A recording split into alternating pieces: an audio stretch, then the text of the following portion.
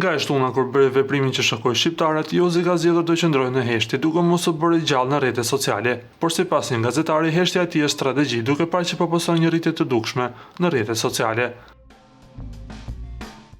Ai theksoi se Jozi eskaloi me veprimin si rrjedhoi shumë veprimeve, që në fokus ishte hedhja e kryqit në pishin nga gjesti.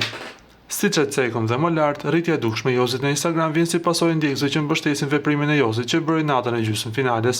Dhe në heshtjen e Jozit, një personazh i njohur në TikTok arriti të thyejë akullin për të marrë një mesazh nga Jozi. Nuk dihet akoma nëse ka qenë Jozi vërtet apo ndonjë tjetër. Por na duhet të themi se Jozit i është bllokuar llogaria në Instagram. Fancat e gjestit të revoltuar pas goditjes nisën fushatën e raportimit të profileve të Jozit në rrjetet sociale për t'ia bllokuar ato. Duke se këto thirrje të fansave të gjestit kanë pasur sukses, ose mund të kemi të bëjmë me një të pazakon tjetër nga ana e artistit.